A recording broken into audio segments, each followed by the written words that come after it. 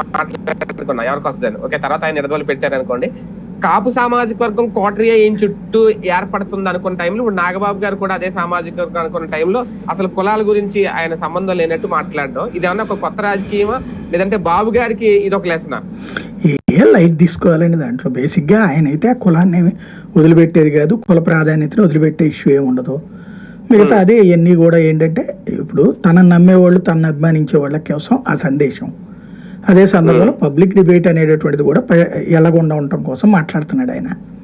అంతకుమించి ఏం లేదు. ప్రాక్టికల్గా అయితే కనుక కుల సమీకరణాలు ఇక్కడ ఏంటంటే తెలుగుదేశం జనసేన కలిసి ఉన్నంత వరకు కమ్మ కాపు కాంబినేషన్ అది డెడ్లీ కాంబినేషన్.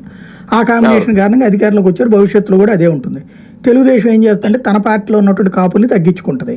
ఇక్కడ పవన్ కళ్యాణ్ కూడా కావాల్సింది కాపు ఏ పార్టీలో ఉన్నాడైనా సరే పవన్ దగ్గరికే పోవాలా.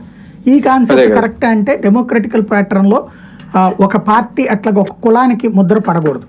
తెలుగుదేశం పార్టీకి అట్లాంటి ముద్ర ఉన్నటువంటి సందర్భంలో దెబ్బతింది. అలాగే బీసీ, ఎస్సీ, ఎస్టీలు వీళ్ళందరిలో ఎస్పెషల్లీ బీసీ తర్వాత మాదిగ సామాజిక వర్గం ద్వారా అది అధికారంలోకి వస్తూ వచ్చింది. వాళ్ళు అక్కడ రెండో వైపు నుంచి కూడా జాగ్రత్తగా తీసుకెళ్తారు. ఇప్పుడు ఈయన ఈ పైకి ఇట్లా మాట్లాడుతూ గ్రౌండ్ లెవెల్లో కూడా చేయాలి.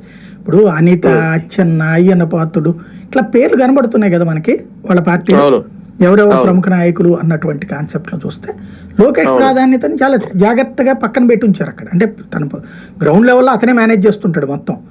కానీ బ్యాలెన్సింగ్ జాగ్రత్తగా జనాలకి ఏం చూపెడతారు,